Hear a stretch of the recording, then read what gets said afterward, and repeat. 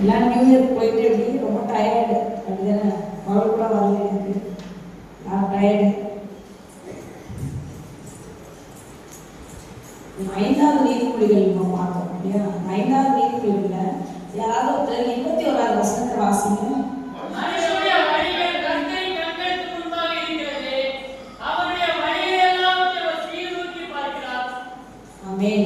மனுஷனுடைய வழிகள் யார் கண்களுக்கு முன்பாக இருக்கிறதா?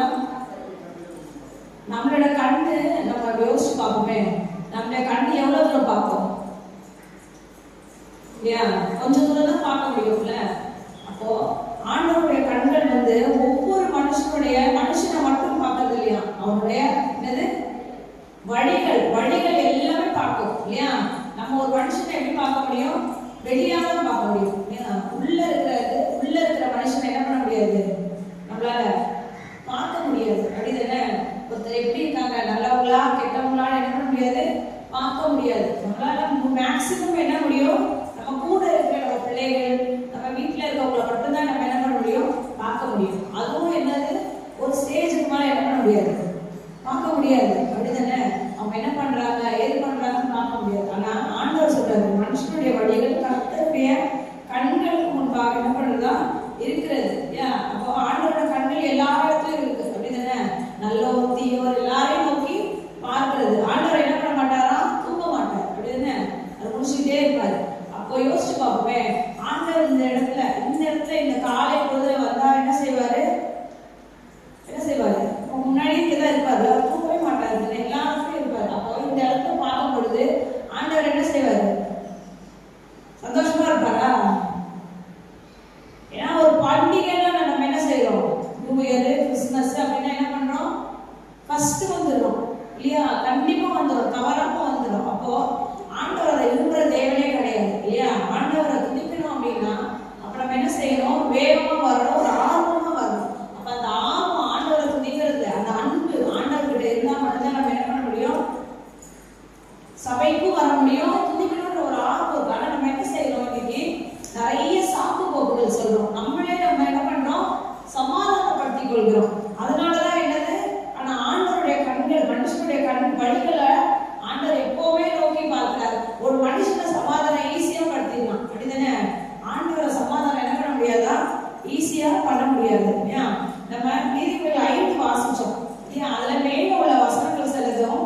அது மட்டும் இல்ல, நீதிமொழிகள் 7ஆம் அதிகாரம், இந்த நீதிமொழிகளை எழுந்தது எல்லாமே யார் தான், அடிக்கடி நான் சொல்றேன், யார் எழுந்தாங்களே சொல்லுங்க, சாலமோன் இல்லையா? எவ்வளவு பெரிய அறிவாளி இல்ல? அவரை மாதிரி முன்னாடியும் கிடையாது, இனிமேலும் வரமாட்டாங்க நீதிமொழி இல்லையா? அவ்வளவு பெரிய அறிவாளி நீதிமொழிகள் எழுந்தவர். அப்போ அப்படிப்பட்ட நீதிமொழிகளை எதுக்கு எழுதினாரு, அடிக்கடி சொல்லுங்க, எதுக்கு எழுதினாரு, படிக்கதான் எழுதினாரு. அடுத்தது, இந்த உலகத்துல நம்ம எப்படி வாழணும்னு என்ன பண்ணியிருக்காரு, அவர் சொல்லியிருக்காரு. அப்படிதானே? அப்போ ஆண்டவரே சொல்லியிருக்காரு, சாலமோனை குறித்து என்ன சொல்லியிருக்காரு, அதிக ஞானம் உள்ளவர் இல்லையா? ஆண்டவர் அந்த வரத்தை யார் கொடுத்துருக்காரு. அப்போ எப்படி வாழணும்னு சாலமோனை தவிர யாருக்கும் நம்மளால என்ன பண்ண முடியாது, சொல்ல முடியாது இல்லையா?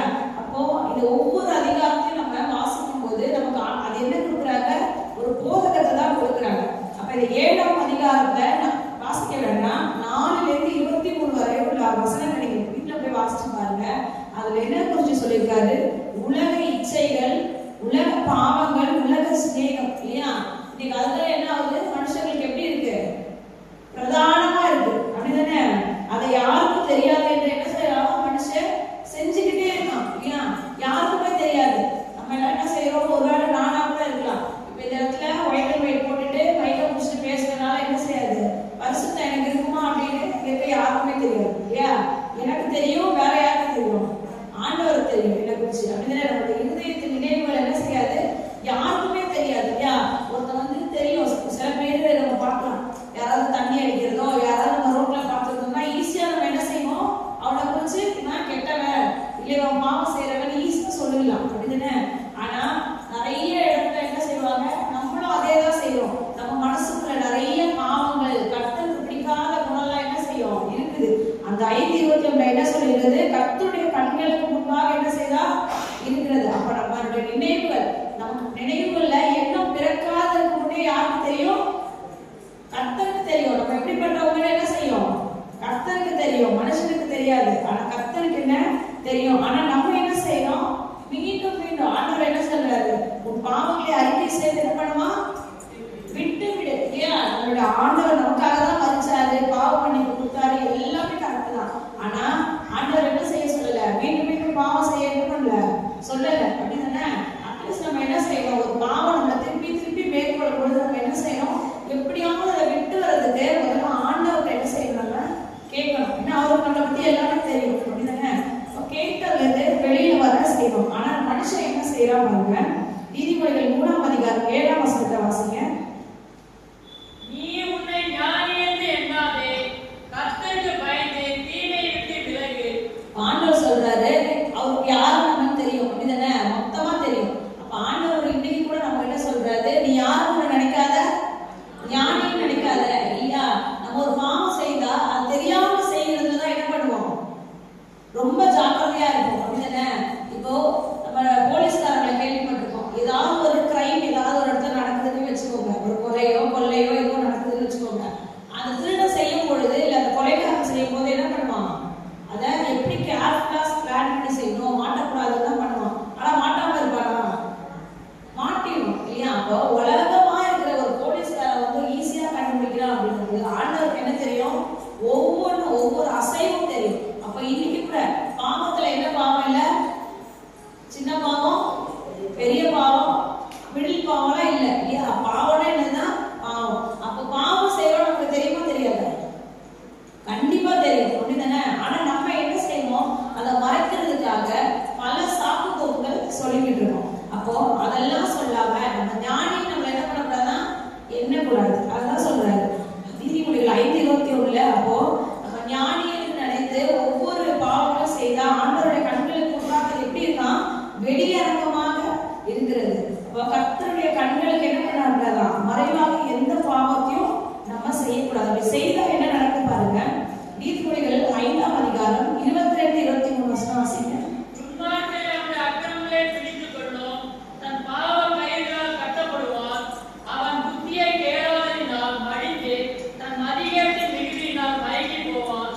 அப்போ நமக்கு என்ன வருமா? நம்ம புத்தி என்ன பண்ணுமா? மயங்கப்படும். நம்ம நீதிமானதான் ஆண்டவர் படைச்சிருக்காரு. அப்படிதானே? நம்ம எல்லாம் என்ன செய்யறோம்? ஆண்டவர் பிள்ளைகள் என்ன பண்றோம்? ஞானஸ்நானம் எடுக்கிறோம், திருவிருந்து எடுக்கிறோம், எல்லாமே எடுக்கிறோம். அப்போ நம்ம ஞானம் எப்படி வச்சிருக்காரு? நீதிமானா வச்சிருக்காரு.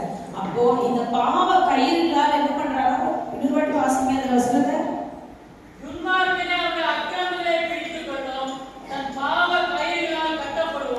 போதும். அப்போ இந்த பாவத்தை நம்ம துணிகரமா செய்யும் பொழுது என்ன செய்யறோமா? நீதிமானாக இருக்கிற நம்ம என்ன பண்றோம்? துன்மார்க்கனாக என்ன பண்றோம்? மாற்றப்படுகிறோம். பாவ கயிறு என்ன பண்ணுகிறது? நம்மள இழுத்து கொள்ளுகிறது. நம்முடைய புத்தி எப்படி இருக்கிறது? மதிமயங்கி போயிருக்கிறது. அதனால ஆண்டவர்கிட்ட நம்ம ஃபர்ஸ்ட் பாவம்லாம் செய்துட்டு இருக்கும் பொழுது என்ன செய்யணும்? மன்னிப்பு கேட்டு என்ன பண்ணிக்கணுமா? மனம் திரும்பி அவர்கிட்ட வந்துடணும். இல்லையா? அப்படி இல்லை அப்படின்னா ஃபர்ஸ்ட் இந்த பாவம் செய்யும் போது எப்படி இருக்கும்? மறைச்சு செய்வோம். இல்லையா? அதுக்கப்புறம் எப்படி இருக்கும்? அந்த ஸ்டார்டிங்ல நமக்கு இன்பமா இருக்கும். எதுக்கு பாவம் செய்யறாங்க? ஒரு சிகரெட்டோ ஏதோ ஸ்டார்டிங்ல ஒரு பிடிக்கும் போது அவங்களுக்கு அது எப்படி இருக்கும்? வெறுப்பா இருக்காது. எப்படி இருக்கும்? இன்பமா இருக்கும். இல்லையா? அப்ப அது முடிவுல தான் என்ன வருமா? அதனுடைய வாழ்க்கையை எப்படி தெரியுமா? உருவலைன்னு போயிடும். வாசிங்க 5ஆம் அதிகாரத்துல 9ஆம் வசனத்தை வாசிங்க.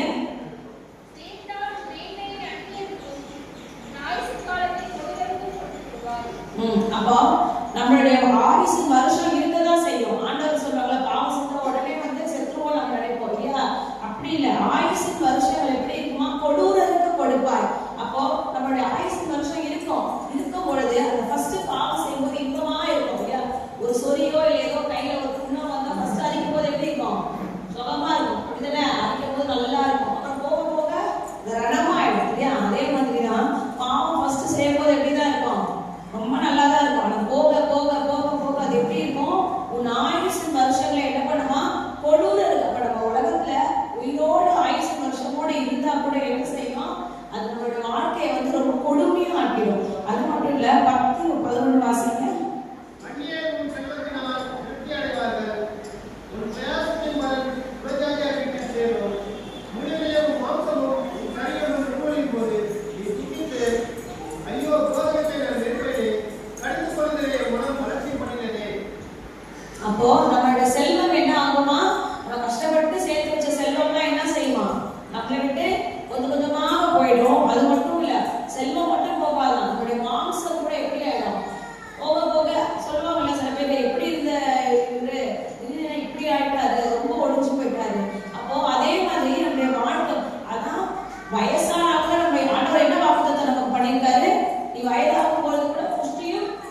பசுமையுமா இருப்பாய் ஆண்டவர் நமக்கு வாக்குத்தத்தம் பண்ணியிருக்கு இல்லையா? ஆனா நம்ம பாவத்திலே இருந்து போனா நம்ம செல்வம் குறைந்து போகும், நம்ம உடம்புல இருக்க அந்த புஷ்டி குறைந்து போகும், செழிப்பு குறைந்து போகும். ஆனா அதனால என்ன பண்ணுவோம், நம்ம புலம்ப ஆரம்பிச்சிருவோம் இல்லையா? அந்த நேரத்துல என்ன செய்யும், நிறைய பேருக்கு பாவத்துல மூழ்கி கடைசி இடத்துல தான் என்ன ஆகும், புத்தி வரும். அப்ப என்ன செய்வாங்க, புலம்புவாங்க இல்லையா? அப்ப புலம்பும் போது என்ன செய்யறது, அந்த புலம்புறதுனால என்ன கிடையாதா, ஒரு பிரயோஜனமும் கிடையாது. வாசிங்க நீதிமொழிகள் 1ஆம் அதிகாரம் 26 வசனம்.